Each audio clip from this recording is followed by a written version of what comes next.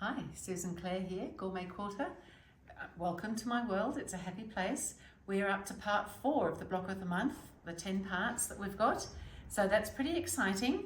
We've been very busy doing block 1, block 2, block 3, and this time we're doing the side shows. So it's a little bit harder. This is part of it. It's in 2 sections this time. This is 2 of them. And then down here on the quilt, which hopefully you can see if I lift it up, we've got all these little characters doing, we've got ice creams and kites and hot dogs and all sorts of things going on down there. So I've got my pieces already here cut out. I've got most of it ironed on, not absolutely everything. This is the smaller section. We've just got 2 people here. So if you see here, I haven't finished putting everything on. I haven't put the little cups of popcorn on. I haven't done the stitching yet, or the writing, of course. So I just felt that it was easier to put everything on. I have done the stitching around any of the arms, legs and faces, but no other stitching. I was just started on that one. I'm going to go ahead and stitch them, but I've left off, I will be leaving off the cup here because it goes over the top of this pathway that goes on in part 10. And I thought that this would be easier to stitch before I put the cups of popcorn on there. So I'm going to do all this stitching and then I'll put the popcorn cups on there. And I've done a similar thing with this lot here. Now there is a gap in the pattern. It's meant to be there. This sort of area here, actually, if I lift this quilt up again, there is a sort of gap because this is going to be where the submarine fits in to the corner overlapping, but it doesn't go on until we've added the water. So we need to make sure that we leave a space there for that. Other than that, everything else just fits within the block quite nicely. Your people may go one way or another. Some of my people are going in opposite directions on this one to what they are on my quilts. I think I've got the cars going the other way and maybe the teacups too. None of those things matter because those things all turn around. Teacups turn around, bumper cars turn around. So those are the sorts of details that if they've been traced back to front or if you want to turn them around, those are the sorts of things that are easy to do. I've still got to put on the little tails for the kites, but again, I thought that would be easier to stitch most of it first and then pop the little tails on. There's a hot dog, a couple of hot dogs and a couple of sauce bottles to go on there. Other than that, I've just got to go ahead and do some stitching. So I might go ahead and do all my main stitching and then I can come back and show you some of the little fiddly things at the end. Otherwise, it's all the same as we've been doing. So I've been very busy getting all my stitching done. It's so much fun to do this sort of stitching. So I think I've stitched everything on in place now. There's a couple of things to mention. When I did the kites, I didn't put the kite tails on until after I'd done the writing so that they can just sit over the top. It's much harder to do writing around shapes, but up to you. And I've done the writing with a pen. You could stitch it, you could embroider it. There's lots of different ways of doing things. The hot dogs have got their sauce and mustard on. They've got sauce and mustard here, so they've all gone on since I did all the main part. I've still got to write in here that it says hot dogs. We've got fairy floss, it might be candy floss, it might be cotton candy. These things get called all sorts of things. So I'm just about to do that. In fact, I might just do that now, but I do need to have it up my way when I'm writing. I'll try and turn around a little bit here.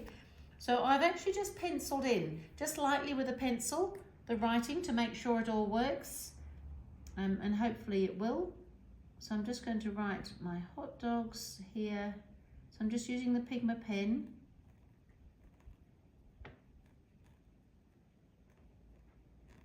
And as you can see, I'm going over it a couple of times. Hot dogs. It's so exciting when it gets to this stage. I've done the little faces, the eyes and that little mouth makes so much difference. That's hot dogs. I've got to do the fairy floss, which again I've already written in pencil just lightly. Now you might want to do your writing differently, and that's absolutely fine. You might want it to say something different, and that is also absolutely fine. This is your quilt.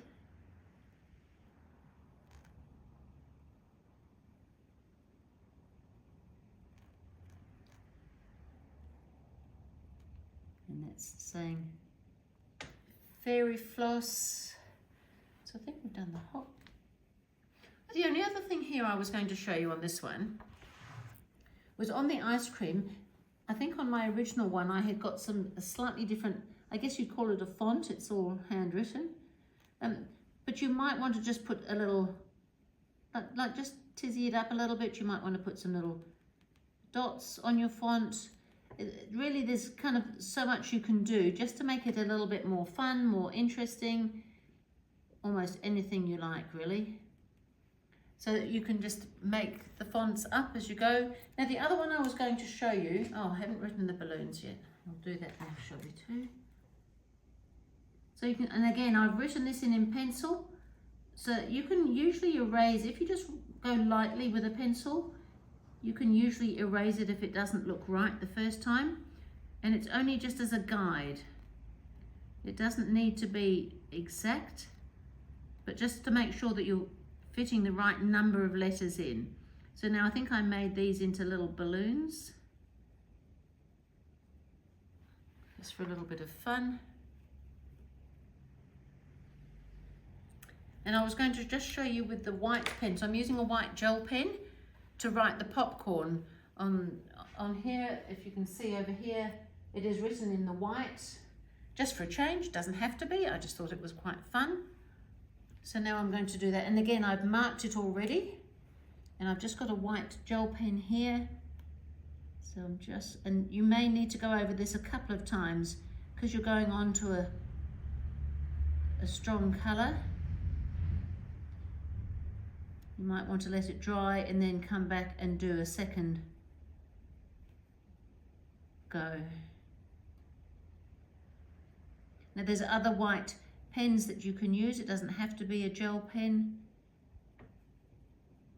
But whatever you use when it's a light color like this going on to a darker, stronger color, you may find that you've got to just come back again. And you might want to do something different. You might want to embroider it. You might want to, I don't know what else you do. There's lots of ways. You might not want to put anything on there. You might want to do a machine embroidery stitch. So that's what I've done. I've finished my part 4, all the side shows. It's looking pretty exciting. All these little bits and pieces. We're having so much fun in our little teacups, and we can have an ice cream, we can fly a kite, we can go in the bumper dodgem cars, fairy floss, and hot dogs. Oh my goodness, how delicious would that be? So thank you. That was part 4. I will see you again with part 5.